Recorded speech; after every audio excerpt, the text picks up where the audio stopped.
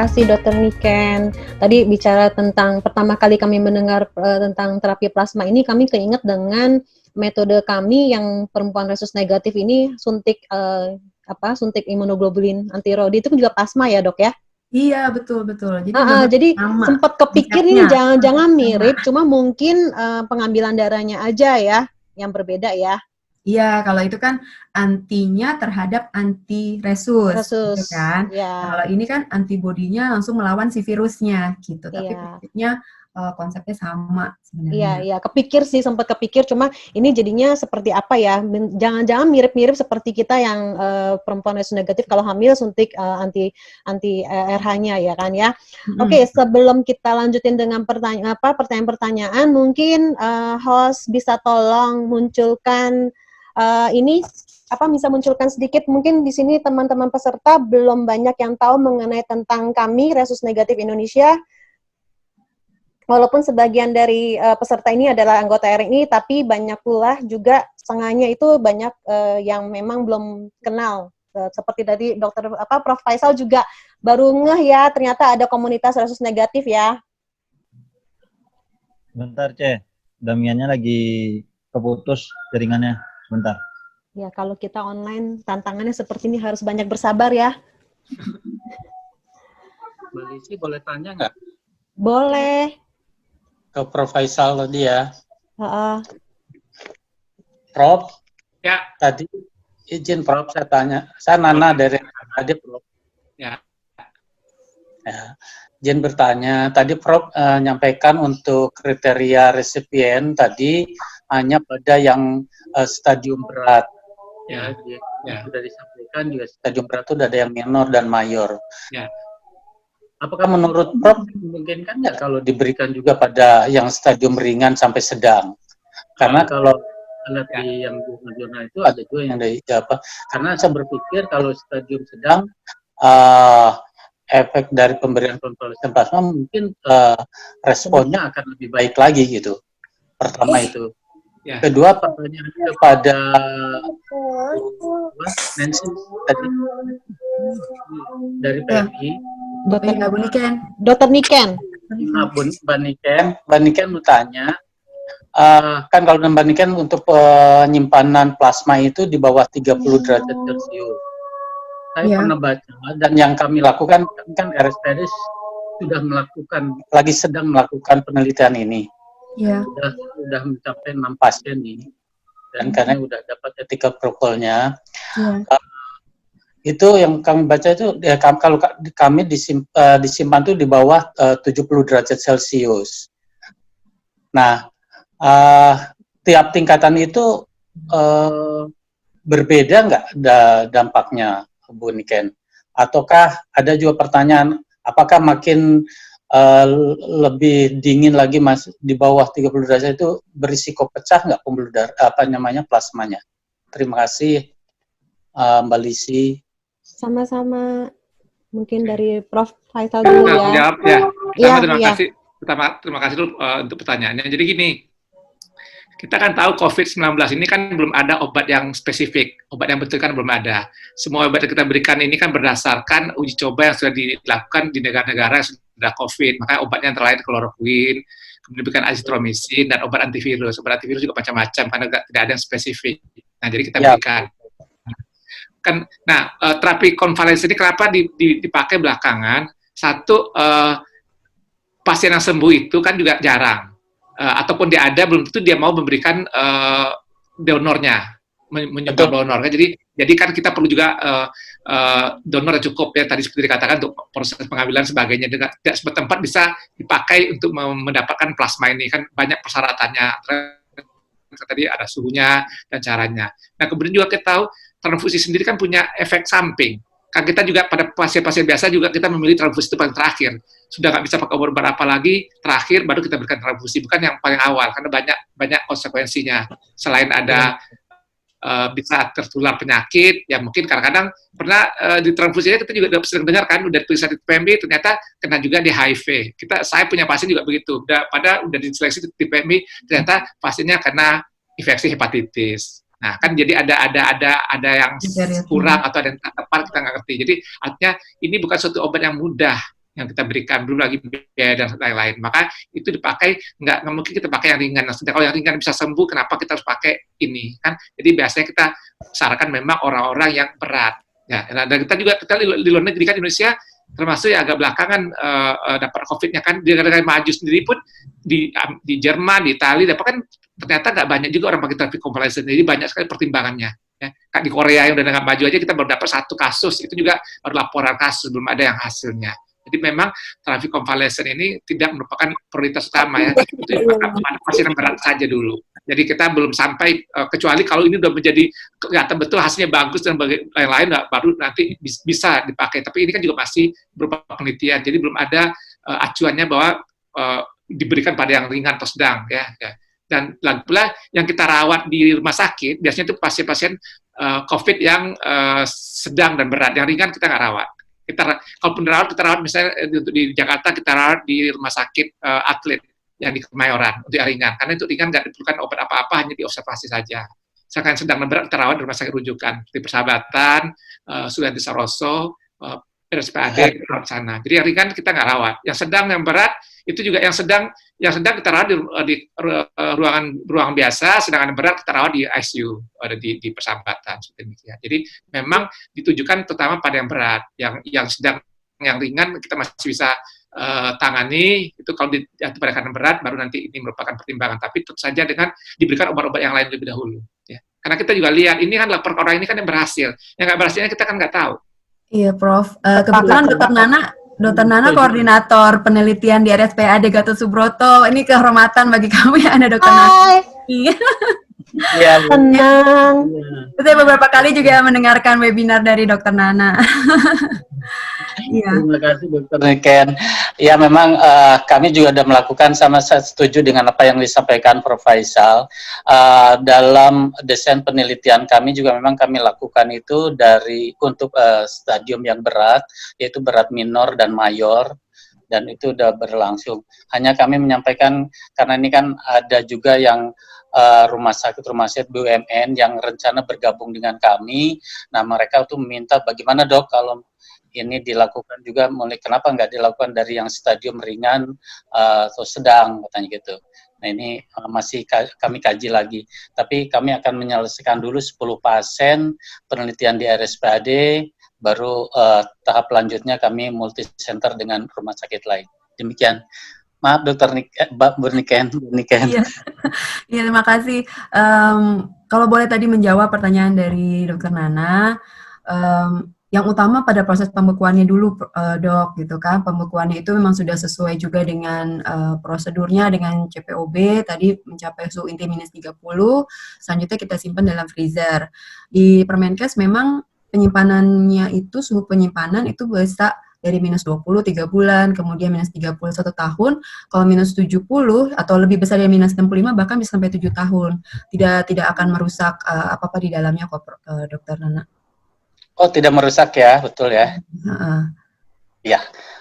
Cuman tadi proses pembekuannya, apakah tadi sudah sesuai juga dok, misalnya menggunakan kontak shock freezer atau blast freezer, supaya memang dalam waktu 1 jam langsung dia beku sampai ke suhu bagian tengah-tengah, suhu inti itu maksudnya bagian tengah-tengah dari plasmanya itu suhunya sampai minus 30 derajat juga, gitu.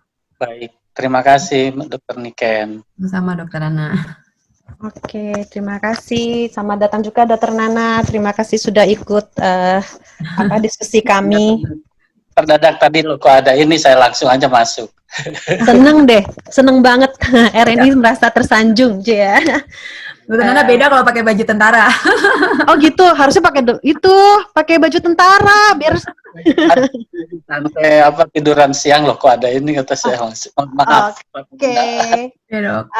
Sebelumnya kita sebelum pertanyaan lanjutan, udah ada beberapa pertanyaan yang masuk sih di kami. Kita jeda sebentar ya untuk memperkenalkan tentang RNI ya. Boleh ya? Boleh. Sebentar aja. Ya.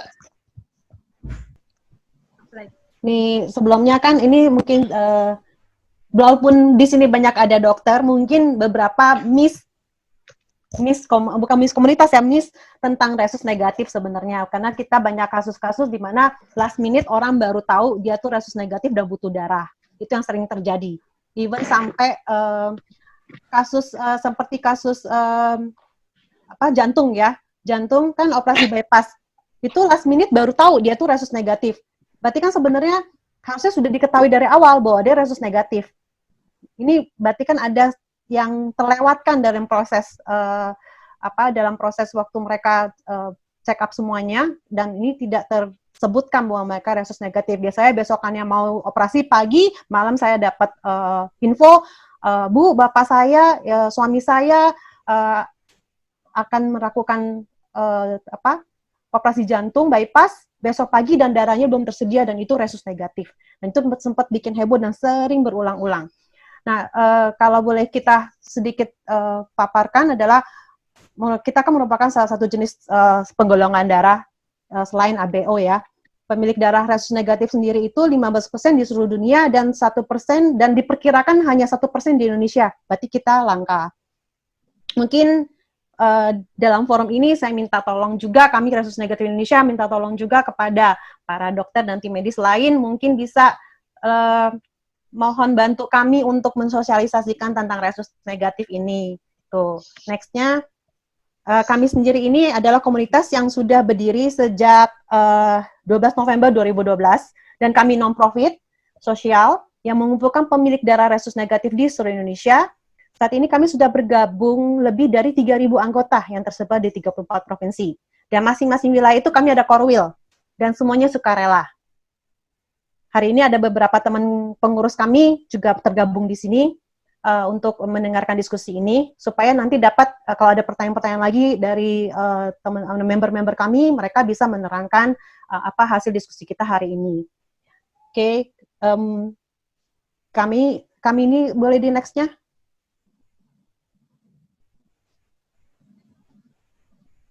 Oke, ini kurang lebih beberapa di daerah dia, ada yang di Medan, ada yang di Surabaya, Jakarta. Ini boleh dibilang lumayan banyak ya. Kita sadar we are aware that we are rare, but makanya kami bersama dalam keberbedaan ini gitu loh. Karena dengan kondisi kami yang sama-sama resus negatif, kami akhirnya dalam satu keluarga saja kami belum tentu ada yang satu golongan darah seperti kami. Justru di luar sana ternyata kami punya saudara dan keluarga yang benar-benar bisa membantu kami bila kami membutuhkan darah. Dari kita di seluruh Indonesia, kita sekarang mengaktifkan pendonor, di mana kita mengencourage teman-teman untuk melakukan donor darah, tapi kalau ada permintaan aja. Kalau enggak, ya udah tunggu ya gitu. Karena sayang kalau enggak kepake. Ya bener ya Dokter Niken ya. Tapi untuk di DKI Jakarta sendiri, kita sekarang boleh dibilang sudah rutin sama seperti yang positif, karena permintaan resus negatif semakin banyak hari demi hari, dari tahun ke tahun, dan kami pun semakin meningkat, harus mempunyai effort besar untuk teman-teman anggota kami untuk melakukan donor darah. Kurang lebih seperti itu tentang kami. Mungkin nanti ke depannya kami berharap semakin banyak orang mengetahui bahwa penting mengetahui resus mereka selain golongan darah ABO mereka. Kira-kira gitu titip pesannya buat para dokter maupun tim medis lain. Terima kasih. Mungkin selanjutnya Mbak Din bisa tolong bacakan pertanyaan yang sudah masuk. Oke, terima kasih untuk paparannya dari Prof. Faisal dan Dok Niken, juga tadi ada sedikit dari resus negatif ya. Nah, tadi sudah ada pertanyaan yang disampaikan oleh Dokter Nana, dan berikutnya ini ada dari Dokter Jim. Nah, ke Prof. Faisal nih, berkenaan dengan adanya beberapa strain coronavirus yang ada, apakah terapi plasma konvalesen ini akan baik hasilnya bila ada perbedaan strain pendonor dengan penerima?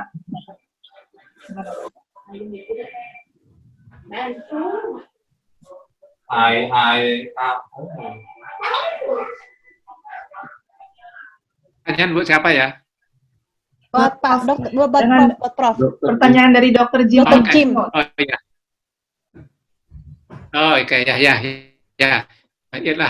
ya betul. Jadi itu juga salah satu kenapa terapi plasma konvalesen convalescent ini bukan merupakan terapi yang utama ya, karena kita tahu juga virus itu kan bisa bermutasi, bisa berubah. Jadi kalau sudah dia bermutasi, tentu saja antibodi yang terjadi akan beda. Ya. Itu sebabnya kan kita mengenal ya, kalau dunia kedokteran mengenal ya, infeksi virus itu bersifat self-limited, dia terbatas dan juga memberikan antibodi. Jadi kalau orang sudah terkena virus itu, biasanya nggak akan terkena lagi karena dia punya antibodinya. Tapi apa yang terjadi dengan flu, yang kita kenal flu itu kan strainnya namanya H dengan N. Nah, dan flu itu dia sangat mudah bermutasi ya. Kalau misalnya kita terkena misalnya H2, nah kemudian kita pasti punya antibodi terhadap H2N2. Begitu dia berubah menjadi H2N3, itu nggak lagi dia kalau kita kena lagi. Maka itu sebab di Indonesia ya.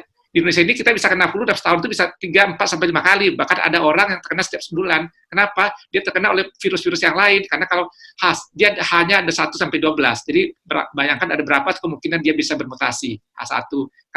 Kita tahu H5N1 itu flu burung. H1N1 itu flu babi. Ya. Nah, jadi dia bisa bermutasi. Kalau flu yang biasa macam-macam. Ya. Jadi itu sebabnya kenapa di Indonesia orang kena flu bisa berulang berkali-kali. Ada malah 1 bulan bisa kena 2 kali. Berarti dia kena dengan virus yang berbeda karena sudah tidak mutasi. Nah, berbeda dengan flu di 4 musim ya. Kalau di flu di 4 musim, biasanya sering flu itu biasanya pada musim dingin. Pada musim dingin terjadi wabah oleh satu virus flu, kemudian orang terkena massal. Ya. Sebab itu di musim dingin biasanya pada musim gugur itu tenggorok disuap, dilihat kira-kira flu yang akan muncul pada musim dingin apa, maka disediakan vaksinnya. Maka pada pasien-pasien penyakit paru yang berat, ya, apakah asma, pneumonia, penyakit paru yang lain, dia diberikan vaksinasi, atau pada orang tua diberikan vaksinasi, sehingga pada waktu musim dingin dia terkena flu. Nah itu sering dilakukan di negeri 4 musim ya. Saya pernah kena flu sekali di Jepang sampai 1 bulan nggak bisa bangun, ya begitu beratnya kalau flu di musim dingin. Nah di Indonesia kita nggak nganjurkan orang divaksin flu di Indonesia. Kenapa? Karena tadi ya di Indonesia itu flu-nya beda, karena dia bisa berubah, bermutasi setiap saat, sehingga tidak bisa kita berikan vaksin tertentu selang flu-nya bermutasi nggak kena. Maka itu juga terjadi pada virus corona ini. Kalau strain-nya berbeda, ada mutasi, dia nggak akan lagi berguna. Itu sebab juga salah satu pertimbangan orang kenapa terapi konvalesen pada COVID ini dipakai sebagai belakangan, karena kita pastikan dulu ya, sama ya. Kalau nggak nanti tidak berhasil, udah capek-capek mendapatkannya, udah susah, udah biayanya mahal, terus hasilnya juga tidak memuaskan ya, karena tadi ya strainnya terjadi perbedaan. Jadi dia harus spesifik sekali, antibodi itu harus spesifik, harus betul-betul dia seperti gembok dengan kuncinya. Kalau kita gembok sama kunci ya, kalau kuncinya berubah sedikit aja udah nggak bisa lagi. Nah itu ya, jadi reaksi antibodi dan antigen untuk pengobatan ini harus betul-betul seperti gembok dan kuncinya. Kalau dia nggak tepat, nggak bisa kebuka. Jadi artinya kalau nggak tepat antibodi diberikan, nggak akan mungkin dia memberikan hasilnya. Itu juga perlu kita pertimbangkan pada terapi plasma konvalesen. Oke, kayaknya ini terkait dengan pertanyaan berikutnya, bahwa apakah bahwa pemberian plasma konvalesen ini kepada pasien diberikan pada hari yang sama pada waktu pengambilan plasmanya, atau ada penundaan sambil memantau kemungkinan kondisi pendonor menurun sehingga plasma dibatalkan untuk diberikan kepada pasien. Nah ini mungkin juga untuk Dr. Niken ya, dan Prof. Faisal juga. Dan apakah tergantung pada berat badan pasien pemberian plasma konvalesen ini, apakah ada perhitungan juga tergantung berat badan pasien? Mungkin akan Prof. Faisal dulu deh. Iya, kayaknya Prof ini. Terima kasih. Ya, jadi untuk terapi plasma konvalesen tadi sudah dibilangkan, jadi yang diberikan itu jumlahnya antara 200 sampai 500 ml. Sebenarnya paling bagus itu, ya, tapi udah ada syaratnya kan, dia mengandung antibodi yang tadi sudah sebutkan. Jadi itu sudah terpenuhi, maka diberikan antara 200 sampai 500. Nah, biasanya memang nggak diberikan banyak-banyak ya. Kenapa begitu? Kan kita tekan juga kan memberikan cairan cukup banyak, apalagi kalau orangnya dapat infus yang lain, takut juga ada hal-hal yang lain yang akan merugikan ya. Kita tahu pada orang-orang tertentu kan juga misal orang ada dengan ginjal, kena jantung, kita kan nggak boleh memberikan cairan banyak-banyak ya, karena bisa membebani kerja ginjal, kerja jantungnya. Maka itu juga pemberiannya hanya 200 sampai 500. Dan kita tahu orang-orang COVID ini yang terjadi perburukan itu kan biasanya orang-orang yang umurnya sudah lanjut, orang-orang sudah ada penyakit penyerta, apakah penyakit jantung, apa penyakit ginjal, atau penyakit yang lain, itu penyakit paru misalnya. Oleh sebab itu, apalagi kalau dia jatuh ke keadaan berat, maka pemberian cairan juga hati-hati. Itu sebabnya pemberiannya hanya sekitar 200 maksimal 500 ml. Itu dari segi, jadi kita melihatnya begitu sudah ada cairannya diberikan kepada pada pasiennya. Ya, tapi tidak melihat berapa berat badan pasiennya. Yang penting jumlahnya sekitar 200 sampai 500. Mungkin nanti Dr. Nana yang dari RSPAD sudah punya pengalaman gimana ya. Menurut saya seperti demikian. Baik, Prof. Izin nambahkan, kalau yang kami berikan betul sama seperti yang Prof sampaikan, itu kita hati-hati, dan yang protokol yang kami berikan itu diberikan 100 Prof. Jadi 3 kali pemberian, hari pertama 100, hari ketiga 100, hari ke-6 100. Karena itu tadi pertimbangannya seperti Prof sampaikan, yang rata di atas 50 tahun juga sudah ada komorbidnya. Kemudian kalau pertanyaan tadi apakah langsung diberikan, seperti yang disampaikan Dr. Niken, sebenarnya kan tadi ada yang bentuk cair, ada yang bentuk beku. Kalau yang cair kan bisa langsung diberikan, tapi kalau beku, bisa disimpan dulu. Mungkin betul ya Dr. Niken? Iya dok, kalau tidak langsung diberikan, tapi memang ada, ya tergantung juga tadi kit aferesis apa yang kita pakai, sehingga kita bisa bekukan. Kalau dia memang close sistemnya tertutup, maka kita bekukan dia. Ya, kalau yang kami di RSPAD disimpan dulu, karena juga diperiksa, kita lakukan pemeriksaan titer antibodi di Bio Farma dan netralisasi di Ekman. Demikian, Prof. Ya, makasih. Makasih, Prof. Itu juga kita persahabatan juga baru mau mulai. Kita lagi minta itunya kayak Badan POM. Siap, Prof. Ya. Sebenarnya ke Badan POM itu bukan izin, Prof. Kalau yang kami tanya ke Kemenkes, itu laporan aja, Prof. Karena kan kita, karena kan yang penting itu izin ethical clearance dari KEPK, Komisi Etik Penelitian Kesehatan. Demikian, Prof. Siap. Ya. Oke, makasih banyak, Nana. Ya, Prof. Oke.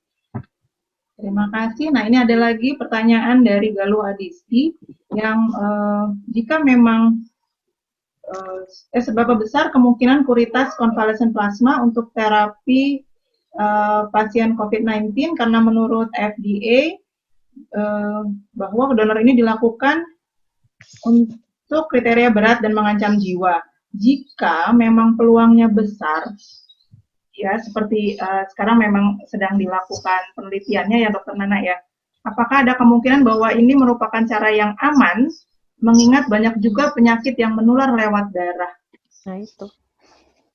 Nah ini mungkin juga untuk Dr. Niken ya, karena kan prosesnya melalui PMI ya, pemeriksaannya ya, Dok. Ya tadi Prof juga sudah menyampaikan memang. Ya, ini kan dalam masa pandemi di mana belum ada obat yang jelas yang dapat menyembuhkan gitu. Jadi memang kita menghitung risk dan benefitnya ya Prof ya. Seperti juga para klinisi yang lainnya, seperti juga sudah dilakukan di RSPAD. Memang kalau tidak ada terapi yang lain ya mau tidak mau kita akan coba transfusi. Nah, untuk pengamanannya tadi, oleh sebab itu kita gunakan pemeriksaan yang sampai sangat kecil sekali window period. Window period itu berarti masa di mana kita nggak bisa deteksi antigen antibody ataupun ada virusnya kan. Nah, itu adalah dengan pemeriksaan NAT, di mana kalau nggak salah itu sekian 2 hari aja itu salah satu virus sudah bisa terdeteksi dengan NAT. Tapi kalau dengan metode yang pemeriksaan antibody antigen biasanya butuh 1 bulan, ada yang bahkan sampai 2 bulan kayak di HCV, hepatitis C baru bisa terdeteksi gitu. Nah, makanya kita kombinasi, kita harus periksa antibodinya, antigennya, kita periksa juga ke virusnya langsung. Jadi ELISA, EIA, juga NAT juga. Itu dua-duanya harus ada hasilnya, nggak bisa salah satu aja. Untuk benar-benar tadi meningkatkan keamanan dari infeksi menular gitu. Mungkin Prof mau menambahkan? Ya betul ya, makanya harus kita pikir matang-matang untuk memberikan obat terapi konvalesen ini, karena seperti tadi kan risikonya kan cukup banyak ya, belum lagi mencari orangnya susah, kan kemudian harus memenuhi syarat seperti tadi, kemudian juga hasilnya juga kita juga belum tahu. Ya, makanya yang banyak tadi seperti laporan yang tadi saya sampaikan, baru masih sampai laporan, belum ada hasil yang sebegitu yang sekali dianjurkan. Jadi di dunia juga masih seperti demikian. Orang masih coba-coba, masih melihat, karena tadi ya, risiko dan keuntungannya yang harus dipikirkan betul. Pertimbangan banyak sekali. Belum lagi ada izin dari keluarga, dan lain-lain. Berarti tindakan plasma terapi ini benar-benar seperti pasien-pasien yang penyakit berat yang lainnya yang harus minta persetujuan kedua belah pihak, itu disarankan oleh dokter, oleh medis, ya kan? Kemudian keluarga juga harus menyetujui dengan segala konsekuensinya, betul ya? Ya. Ya, siapa ya dok. Ya, biasanya COVID yang berat ini kan karena apa? Ya. Agak putus-putus ya tadi suaranya, Prof. Oh ya, udah lancar? Udah. Ya, biasanya kan pasien COVID yang berat ini kan juga kadang-kadang pasiennya nggak sadar, atau pasiennya pasang alat bantu nafas, ventilator. Jadi kadang-kadang kita nggak bisa minta sama mereka kan. Jadi kita minta pada keluarganya izinnya.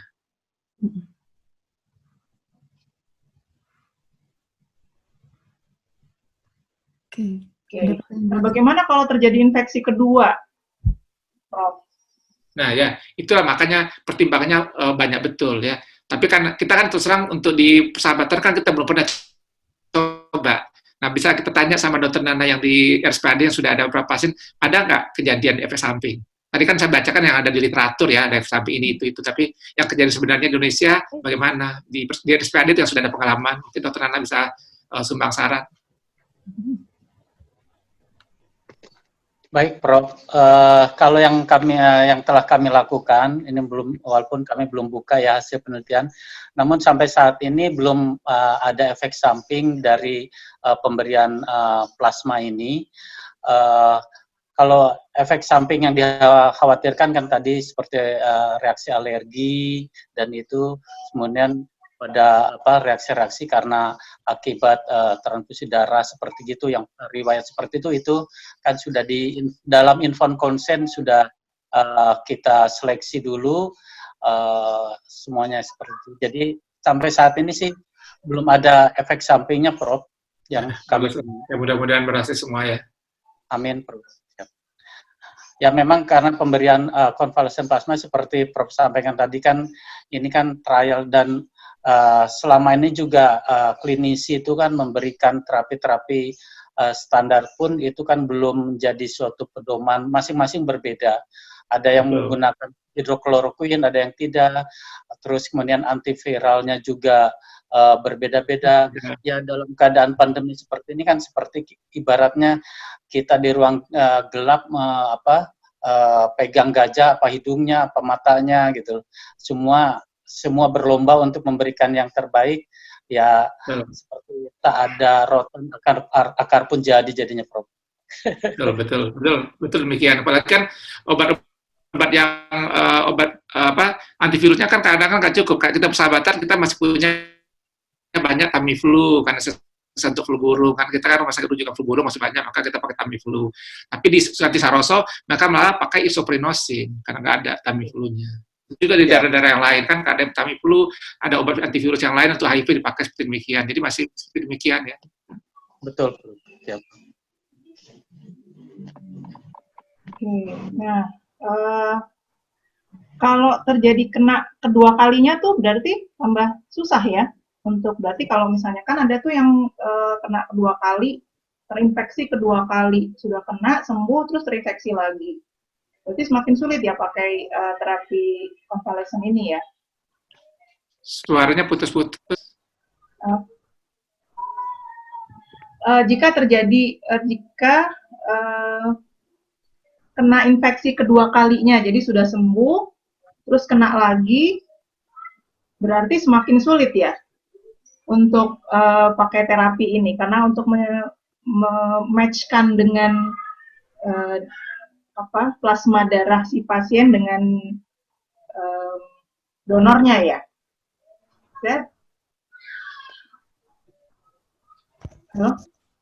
Kurang ini ya.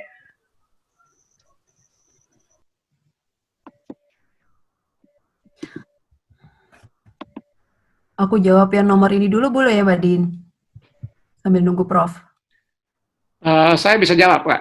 Oh iya bisa, Prof. Udah, Jadi Prof. gini, kan kita juga baru tahu bahwa ada orang-orang di Cina yang sudah dia sembuh, tiba-tiba dia positif kembali. Ada dua teorinya. Yang pertama, mungkin dia terkena lagi oleh virus dengan strain yang berbeda. Jadi itu sama kayak orang demam berdarah ya. Demam berdarah kan teorinya kalau udah kena nggak akan kena lagi, tapi juga ada orang kena demam berdarah kena kembali. Jadi mungkin ada perubahan, ada mutasi dari strainnya sehingga dia terkena lagi. Atau bisa juga katanya virusnya nggak habis semua, masih ada yang tinggal di badannya walaupun dia udah sembuh. Kan waktu dia sembuh itu kan nyatakan swabnya positif 2 kali. Nah, nanti mungkin ada berapa virus masih ada, terus tinggal tuh dia berreplikasi lagi, banyak lagi nggak ada. Nah, kita nggak tahu. Nah, kalau dia sudah dapat terapi konvalesen ini, ternyata dia terkena lagi, pasti terapi konvalesen yang pertama itu nggak berhasil apapun penyebabnya. Apakah karena dia terkena virus yang lain, atau karena virus yang sudah ada itu terkena lagi, berarti tetap saja dia nggak akan berhasil dengan terapi konvalesen yang ini. Jadi, tapi itu sekarang kita belum punya pengalaman ya. Nggak tahu di luar negeri apa juga ada seperti ini, kita juga nggak tahu. Ya itu jawaban saya.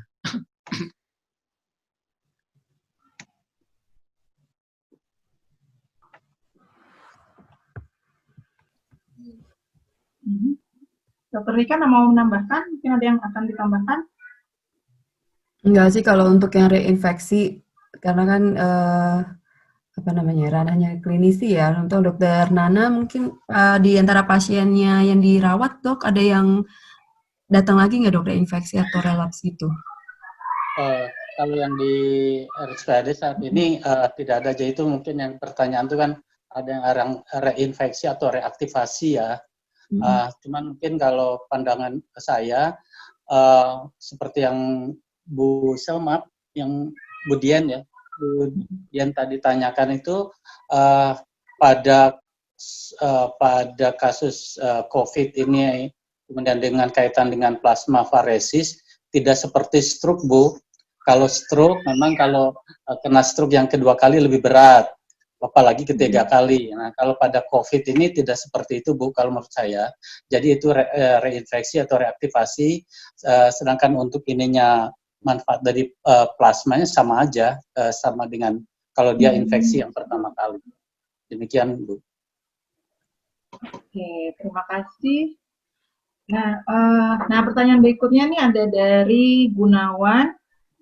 Ada kakak teman yang kebetulan dokter spesialis dan sempat memakai imunoglobulin terhadap pasien COVID yang sudah parah, 80% dan sembuh. Nah, bagaimana menurut Prof, dokter? Dosisnya 10 ampul per hari. Biayanya ya lumayan, hampir 200 juta untuk imunoglobulin saja. 10 ampul kali 5 hari. Ya, jadi gini, kan salah satu dihentikan bisa membunuh virusnya sendiri. Kemudian kita beri daya tahan antibodi. Nah, antibodi kan tubuh juga mengeluarkan antibodi, tapi tergantung apakah antibodi tubuh ini cukup kuat untuk bisa melawan virus. Kalau antibodi cukup kuat, dia bisa sembuh. Maka orang-orang yang sembuh karena COVID ini, atau orang nggak sakit karena antibodi dalamnya cukup bagus. Nah, kalau dia nggak bagus, maka kita beri yang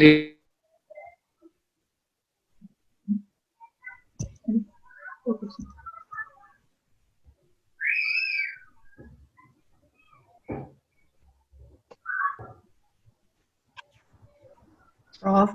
Ya, Prof. Keputus kali. Mungkin Dokter Niken dulu aja kali ya. Keputus kali, Dokter Niken, halo. Ya. Mungkin Dokter Niken bisa nambahin aja. Atau Dokter Nana. Ya, kalau boleh saya nambahin, maaf jadi mohon maaf ini masuk terus. Jadi kalau boleh saya nambahin, rasanya kalau ada yang sampai memberikan seperti itu, menurut saya mohon maaf ya, tidak etis, kecuali itu sudah dilakukan penelitian secara uji klinik ya. Jadi semua pemberian itu seharusnya dari manusia ke manusia itu seharusnya melalui trial. Kalau itu memberikan imunoglobulin sampai sekian, kemudian dikomersilkan seperti itu pada situasi pandemi seperti ini, rasanya menurut saya nggak pas ya. Nyambung lagi. Oke. Halo, kembali lagi. Tadi Prof Faisal hilang nih. Halo, hilang lagi tuh kayaknya. Mungkin sinyalnya ya. Ya, ya, saya tadi terputus, sekarang udah alhamdulillah. Ya, jadi gini kalau orang kena virus itu kan tubuh membentuk antibodi sebenarnya untuk melawannya. Oke.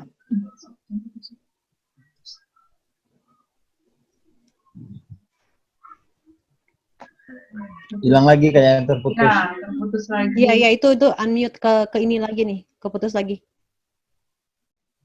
Oke. Oke, Dokter Nana nih, Bang. Nggak apa-apa, Dokter Nana kan. Nggak apa-apa, Dok. Kan kebetulan pas dokter juga langsung berkecimpung nih. Nggak apa-apa. Berhadapan langsung dengan kasus gitu ya. Iya. Dokter Nana silakan mengisi kekosongan. Oh ya, baik. Jadi ya itu tadi kalau menurut saya kan dengan pemberian, saya pernah mendengar tapi saya belum pernah lihat ininya. Pemberian imunoglobulin seperti itu, kalau itu sudah dilakukan melalui trial, ya mungkin boleh-boleh saja. Tapi kalau itu belum pernah dilakukan trial dan rasanya saya belum pernah baca jurnalnya ya untuk pemberian seperti itu, apalagi dalam situasi pandemi seperti ini dengan komersil yang begitu harganya mahal seperti itu kan rasanya nggak pas kalau menurut saya. Demikian Bu Lisi. Ya, oke. Kira-kira Dr. Niken mau nambahkan? Ya, sudah cukup. Sudah cukup. Oke, tunggu sambil menunggu Prof, kita coba ke next pertanyaan lagi, Mbak Din. Nah, ada nih dari Pasien COVID. dari Desi Sihombing. Nanya nih, ada nggak yang pasien COVID yang dari resus negatif? Nah, kita udah lagi bingung ya memikirkan kalau memang perlu terapi plasma, nyarinya gimana? Gimana coba? Harus kena dulu, harus ada yang kena terus udah sembuh, baru kita. Tidak. Ya ampun. Jangan. Oke, saya jawab ya, saya udah on lagi, habis tadi Iya. berapa kali terputus, nggak tahu kenapa. Jadi gini, kan kalau orang terkena, saya nggak tahu apa udah dijawab sama yang tadi apa Dokter Nana, apa Dokter Nika nggak tahu, tapi karena saya terputus, saya coba kalau udah dengar nggak mau ulang lah biar lebih ngerti. Belum, Ya. Prof. Belum, ya. Nah, jadi kalau orang terkena COVID ini, kan tubuh membentuk antibodi untuk melawannya, tergantung. Kalau antibodinya kuat, dia sembuh. Jadi ada orang-orang, makanya orang yang ringan itu biasanya antibodinya cukup kuat, jadi dia terkena juga, tapi gejalanya tidak buruk. Atau ada juga orang yang kenapa ada orang tanpa gejala? Karena mungkin virusnya masih sedikit, atau mungkin antibodinya demikian kuatnya sehingga nggak ada sedikit pun penyakit ini memberikan gejala sama sekali. Jadi berarti orang kuat sekali. Makanya itu biasanya pada orang muda, orang sehat, seperti demikian. Nah, baru muncul pada orang tua, karena orang tua antibodinya buatnya udah susah, kemudian antibodinya juga sudah tidak lagi fungsinya bagus. Nah, apalagi kalau ada penyakit yang lain. Nah, itu menyebabkan diterkena. Nah, maka untuk melawannya tadi ada dua cara. Selain memberikan obat-obatan, diberikan antibodi. Antibodi yang pada pasien yang sudah kena COVID ini, itu antibodi spesifik. Saya bilang, apa anti spesifik? Itu seperti tadi kunci dengan gemboknya. Jadi dia gemboknya itu yang kumannya, kuncinya itu antibodinya, jadi kasih kuncinya, jadi dia bisa sembuh kalau dia memang cukup bagus diberikan. Nah, ada juga kunci tidak spesifik, apa itu tadi gamma globulin, gamma ras atau apalah namanya, banyak gamma mimun atau apa yang dijual dengan harga cukup mahal, satunya 6 juta. Nah, kita pada penyakit selain dari COVID ini, pada keadaan yang buruk juga kita coba beri ya untuk antibodi pada pasien-pasien misalnya infeksi berat di rumah sakit, kita berikan gamma ras atau apa. Ada yang membaik, ada tidak, karena tadi kalau antibodinya memang cukup kuat, jadi bisa. Tapi kan kita nggak tahu untuk COVID ini belum ada pengalaman. Apakah kita bisa beri dengan antibodi yang ada di luar itu, apa gamma mun atau gamma atau apapun juga belum ada di literatur juga belum ada orang mencoba pakai gitu. Selain ini kan mahal. Jadi kalau kita coba ya satu botol itu 6 juta, kita berikan sampai 6, minimal tuh 6 biasanya. Jadi 6 juta kita berikan. Apalagi kalau diberikan berhari-hari kan. Jadi belum tahu kita manfaatnya. Jadi saya rasa kita yang persahabatan juga belum pernah coba pakai itu karena kita nggak tahu kan udah obat mahal nanti nggak menolong ya. Nah, mungkin ada sejauh yang lain yang punya pengalaman ya kan persahabatan rumah sakit pemerintah kan pasti nggak disediakan obat seperti itu ya. Nah kalau di swasta mungkin mereka pakai karena pastinya mungkin punya duit cukup banyak apapun dia bisa beli dia coba gitu. Tapi saya terus terang belum pernah dengar. Tapi saya dengar kok orang pernah dikasih Gamaras tapi gimana hasilnya tidak. Nah tadi kan ada kata siapa Pak si Ombing kasih ada dua kemungkinan apa betul dia banyak karena Gamarasnya itu atau memang dia memang udah sembuh kan COVID-nya ada sembuh bisa sembuh walaupun dia sedang gitu kan bisa sembuh dia kan jadi kita nggak tahu. Nah, untuk itu kan biasanya dilakukan orang penelitian, dicoba orang dilihat, baru nanti kita bisa ngomong ya. Kalau cuma ada satu kasus saja itu sembuh kan bisa lebih banyak kemungkinannya mungkin ya memang dia udah sembuh, jadi nggak karena yang itu barangkali ya. Karena ini kan obatnya mahal sekali 6 juta itu satu flakon yang kita berikan minimal ada 6 untuk satu pemberian. Mahal sekali. Jadi saya terus terang nggak bisa mengatakan dia sembuhnya karena itu. Betul atau enggak, tapi untuk plasma konvalesen tahu karena memang di spesifik seperti kunci dengan gembok pasti kuncinya cocok dengan gemboknya tergantung nanti sampai seberapa parah dia atau seberapa gimana dia berhasil atau tidak seperti demikian. Tapi kalau dengan Gamaras tadi dia kunci juga tapi kuncinya nggak spesifik ya apa betul karena kuncinya ini dia membaik ya atau Gamarasnya atau betul dia memang udah mau baik dapat tambah ginian gitu. Itu saja dari saya, makasih. Oke, tadi yang tadi ya Mbak Din ya, yang kalau misalkan terjadi yang resus negatif ya? Ya, kalau sampai sekarang sih belum ada permintaan dari resus negatif karena dia pasien COVID ya. Kalau di RSPAD gimana Dokter Nana dan di Persahabatan Prof. Faisal? Persahabatan kan terus belum pernah ya kita berikan transfusi kan, jadi kita nggak pernah periksa golongan darah mereka. Kita Persahabatan udah banyak, kita udah merawat pasien COVID kita udah sampai 600 orang. Tapi nggak ada yang resus negatif kan ya, Prof? Nggak ada semuanya periksa darahnya, karena kita nggak ada yang mau belum ada yang mau direncanakan berikan transfusi darah. Jadi nggak ada yang diperiksa darah untuk resusnya. Darah sih diperiksa ya, tapi untuk yang lain, leukositnya, trombositnya, lain kita periksa. Tapi belum ada yang indikasi transfusi, jadi kita kan nggak, periksa resusnya kan biasanya ada indikasi transfusi kan, dilakukan di PMI kan. Karena kasus COVID itu kebanyakan nggak ada sampai transfusi ya. Ya, belum ada yang transfusi. Kecuali mungkin yang kemarin kita ada dapat salah satu rumah sakit swasta, tapi itu juga masih dalam kondisi masih suspek aja. Ya, PDP. Tapi terakhir saya cek lagi ternyata memang negatif, cuma memang indikasinya ada tuh paru-parunya putih segala macam. Nah, tapi kan beliaunya juga ada penyakit ginjal. Ya, makanya mungkin aja ya karena itunya dia karena ginjalnya itu dia harus cuci darah, makanya dia butuh darah. Jadi selama ini memang kasus resus tentang kasus COVID itu hampir kebanyakan tidak ada terjadi yang harus transfusi ya. Ya. Kecuali nanti ada penerapan harus terjadi namanya terapi plasma ini mungkin mau nggak mau dicari ya gitu. Ya, betul. Oke. Masih ada pertanyaan lagi Mbak Din? Ini pertanyaan ini aja nih yang terpikir sama aku. Ini kan ada yang bilang katanya tadi kan Prof. Faisal bilang ini masalah menemukan antara kecocokan antara kunci dengan gemboknya, gitu ya. Nah, dan menemukan ini kan menemukan strain-nya ya, strain-nya sama atau tidak. Nah, kalau yang saya dengar nih mahal nih biayanya nih untuk menemukan kecocokan kunci dan gembok ini. Nah, bagaimana Dokter Niken nih? Ini mungkin pertanyaan untuk Dokter Niken. Ini apakah dari pihak PMI kemudian akan ini sebenarnya yang nanti akan memberikan ini kan dari PMI-nya juga kan ya. Nah, bagaimana dengan biayanya? Ini nanti kemungkinan akan dipertanyakan juga sama orang-orang. Wah, ini udah masuk ke ranah kebijakan. Kebetulan ada Dokter Neni kayaknya ya, Dokter Sabtuti Kurnia ini di sini dari PMI Pusat. Nanti bisa minta tolong di-unmute, mungkin bisa bantu atau Dokter. Ya, host tolong dong Dokter Neni untuk di-unmute. Dokter Neni dulu yang sama saya ke Merauke ya? Iya, sepertinya Prof.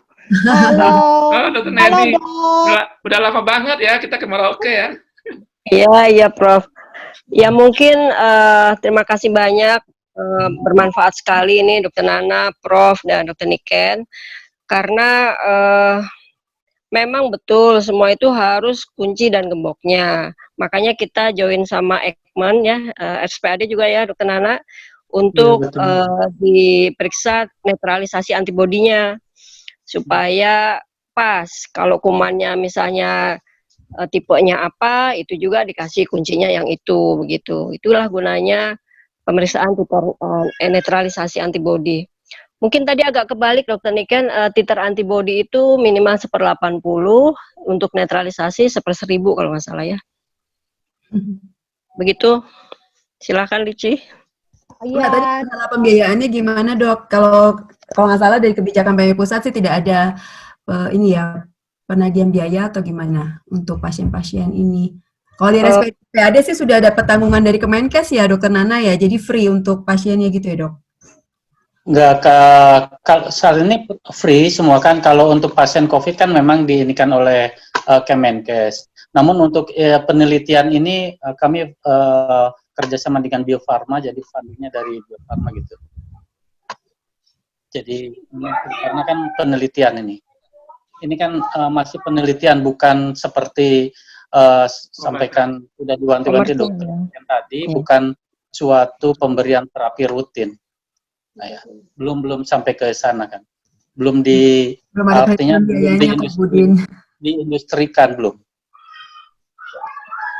Free itu karena masih dianggap free itu dianggap karena memang dalam kategori uji coba kali ya, bener ya gitu kata umumnya ya, karena dalam tahap uji coba. Ya betul, masih penelitian.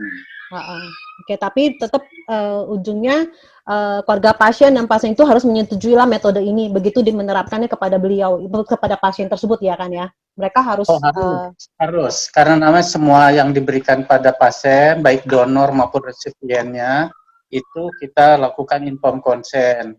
Setelah dijelaskan, kita mengerti, kemudian setuju dan sukarela, itu prinsipnya, baik donor maupun resipien. Oke. Kalau misalkan pada the worst efek dari penerapan plasma ini apa ya terhadap pasien, the worst case-nya? Memang sih kondisi pasien udah pasti yang dikasih ini kan memang yang udah dalam kategori yang sudah berat ya. The worst-nya itu misalkan terjadi misalkan bisa terjadi sampai ke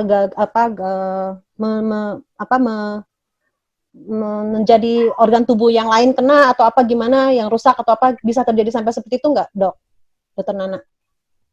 Saya atau Prof? Dokter Nana deh, nggak apa-apa. Ya seperti disampaikan tadi, kalau side effect-nya sampai saat ini nggak ada. Jadi paling pun yang harus kita waspadai, seperti Dokter Niken sampaikan, itu reaksi alergi karena dengan obat. Kalau efek samping yang lain tidak ada, karena hampir sama kita kalau transfusi darah, apalagi ini adalah plasma. Jadi kan tidak ada, kalau plasma berarti kan tidak ada butir-butir pembekuan darah seperti itu ya Dokter Niken ya. Iya Dokter Nana, cuman mungkin ada pertimbangan juga dari pengalaman teman-teman yang lain, dengan dalam kantong plasma itu kan bukan hanya antibodi tapi ada juga faktor pembekuan yang lain, kemudian banyak juga protein yang lain. Nah, ini yang juga bisa beresiko untuk memicu DIC kalau nggak salah ya, Prof. Faisal ya. Betul, DIC ya. Disseminated. Ya, betul. Tetap ada kemungkinan itu, makanya orang pakai ini kan dengan pertimbangan yang sangat ya. Tidak dengan mudah gitu, karena takut selalu ada kemungkinan begitu. Yang kita takutkan DIC yang fatal ya. Iya. Tapi mungkin tadi ya karena ini sudah yang terakhir gitulah, sudah tidak ada lagi terapi lain, yang udah desperate juga ya kita dengan COVID ini. Ya, makanya coba juga kita ngomong sama pasiennya pahit-pahit. Ini dua kemungkinan, kalau berhasil alhamdulillah, kalau nggak berhasil kematian. Nah, itu kita tantangan seperti demikian. Udah langsung to the point lah ya dok ya. Iya, kalau nanti ada apa-apa kan dokternya salah. Betul. Kan kita tujuannya niatnya baik, kan kita juga nggak mau hitungkan pasien, tapi kita kasih tahu yang sejelek-jeleknya.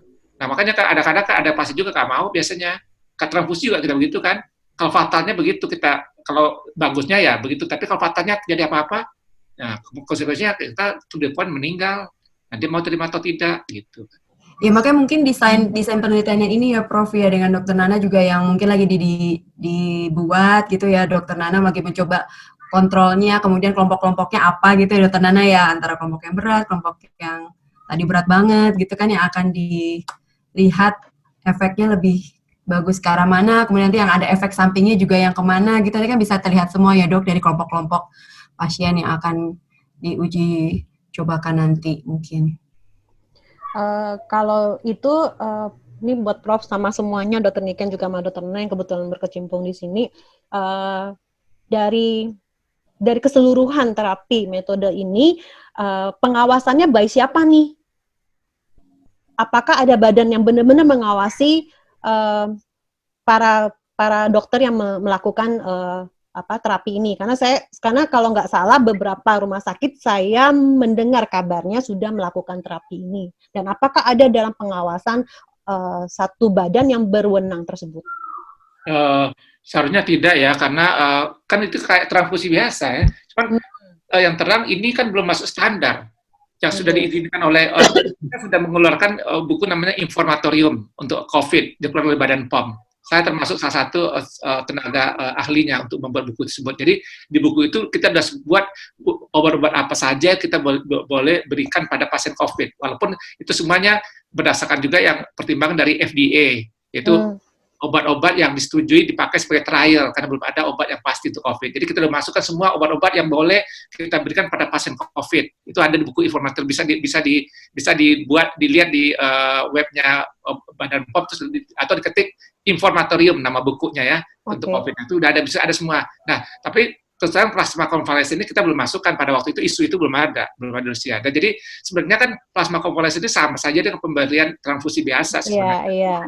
Orang bisa memberikan, tapi kan cuman ini berlaku khusus karena ada itunya beda karena ada pada pasien COVID sebagainya, dan itu belum ada sih. Tapi kan kalau SPAD atau yang lain mendapat izin itu karena sebagai izin untuk penelitian sih bisa, tapi dengan langsung setahu saya itu belum ada sih. Kalau dia mau coba, apakah itu sah atau tidaknya saya juga nggak tahu itu karena memang pertama obat ini belum diberikan secara rutin, kedua masih ada izinnya untuk diberikan sebagai uji coba seperti demikian. Jadi memang belum ada yang mengawasi khusus. Setahu saya demikian, nggak tahu kalau ada pendapat yang lain. Ya, mungkin Dokter Nana ada mungkin pendapat kalau lain. Boleh nambahin, Mbak. Jadi kalau di pertanyaannya siapa yang mengawasi, kalau setiap di dalam penelitian uji klinik yang berhak atau berkewajiban untuk pengawasan selama penelitian itu dilakukan adalah komisi etik yang memberikan ethical profile clearance. Jadi itu yang kemudian hasilnya juga kita seperti saya sampaikan tadi dilaporkan kepada Badan POM seperti itu. Dan itu seperti yang sampaikan Prof ini kan ini hanya terapi tambahan di luar terapi standar yang sudah diberikan oleh para klinisi, para DPJP. Demikian, Mbak. Salah satu alternatif aja ya, Dok ya? Iya. Oke, Dokter Niken ada mau tambahin? Ya, udah cukup. Oke, masih ada pertanyaan Mbak Din? Udah semua kayaknya. Mbak Din? Kok di-unmute? Mbak Din di-unmute tuh. Halo? Mbak Din masih ada pertanyaan? Sudah tidak ada, tapi mungkin masih bisa membuka pertanyaan buat teman-teman yang lain. Atau peserta lain. Untuk 2 pertanyaan lagi kali ya. Habis itu kita mungkin tutup menjelang. Jangan ragu-ragu bertanya, mumpung pakarnya ada di sini semua nih. Mungkin saya minta tolong, ada Dokter Putu nggak? Dokter Putu? Coba Dokter Putu dengar nggak? Bisa ada Dokter Putu yang kebetulan saya kenal sebagai salah satu spesialis nutrisi yang juga beliau juga berada di garda depan. Saya tahu banget di RS Polri, banyak pengalaman beliau juga nih untuk menangani kasus-kasus COVID. Ternyata kalau boleh dibilang imunitas tubuh kita sangat penting di sini ya. Dokter Putunya, halo Dokter Putu. Halo. Ya. Dokter Putu, halo. Oh iya, nih dia Dokter Putu. Hai Dokter Putu, thank you sudah join. Kembali, iya. Dokter Putu, aku minta pendapatnya dong dengan adanya terapi ini. Kan kebetulan dokter yang lumayan day by day dari awal saya sangat intens ngobrol mengenai COVID ini kan, sampai saya lumayan paham lah tentang COVID ini karena sering banget diskusi. Nah, mungkin dengan adanya terapi plasma konvalesen ini, gimana menurut apa harapan dari Dokter Putu sendiri sebagai orang yang salah satu berhadapan lah dengan para pasien? Ya, sebenarnya kalau misalnya saya baca-baca dan tadi juga dengar dari para narasumber, dari Prof, dari Dr. Niken, kan teori konvalesen ini sebenarnya ya kita masih uji klinis, jadi ya mungkin masih membutuhkan penelitian lebih lanjut yang telah dilakukan di RSCM sana, di tim di RSCM. Nah, sejauh ini sih kalau yang kita hadapi sekarang ini karena yang virusnya sangat bermutasi dan yang dibaca juga sangat bermutasi sekali ya, selama ini kita hadapi ya mungkin ya kita bisa bantu dengan imunitas dari kita sendiri lah setidaknya, sambil menunggu teori konvalesen ini apakah benar-benar berguna atau bermanfaat untuk para pasien-pasien COVID ini. Paling itu aja sih kalau saya kita, tapi ya kita menunggu dari hasil penelitian yang telah dilakukan ini. Oke, thank you Dok Put. Oke. Masih ada pertanyaan lagi Mbak Din? Dari teman-teman yang lain mungkin kita masih kasih kesempatan sebelum kita segera mengakhiri diskusi ini. Mbak Sally, ada pertanyaan? Udah nggak ada Ini sih. malah bahayanya ini sekarang kabarnya di mana? Di Australia udah jual plasma secara ini ya, pasar gelap ya. Darah pasien sudah dijual di dark web. Iya.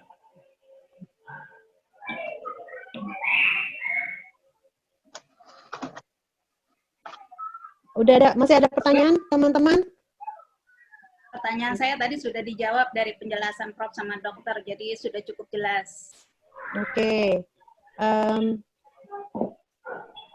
Dari tim RRI ada lagi mau bertanya? Penasaran nggak? Ada Dok Ban juga, Dokter Taufik mungkin ada mau bertanya? Terima kasih Prof, maaf saya sambil nyetir ini. Kalau perkenalkan nama saya Dr. Taufik Hidayat, Prof, saya PPDS Kardiologi di Fakultas Kedokteran Universitas Sumatera Utara di semester 5. Dan saya juga dulu bergabung di RRI Pusat juga, dan terima kasih atas penjelasannya Prof, sangat-sangat membantu sekali dalam pencerahan ilmu saya ke depannya. Dan mungkin dari saya mengapresiasi acara ini dengan sangat baik sekali, terutama kepada Cilici yang sudah ikut turun dan juga beberapa para host kita. Dan saya juga kenal jadi punya saudara baru nih seperti Dr. Niken, Dr. Nana, juga juga dengan Prof Fauzi. Kebetulan satu kampung kita Prof, sama-sama dari Sumbar Prof.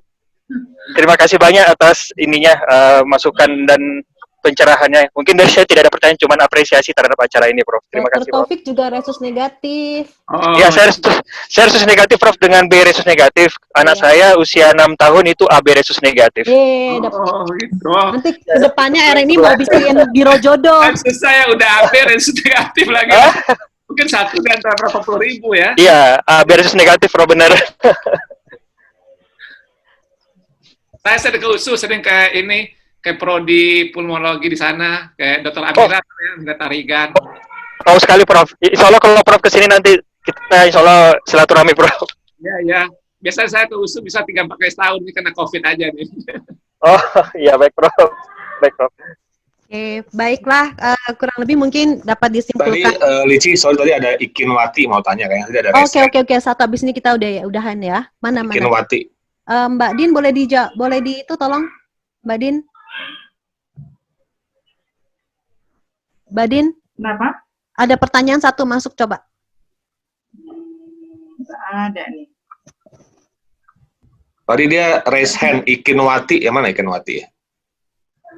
Halo, yang raise hand masih mau?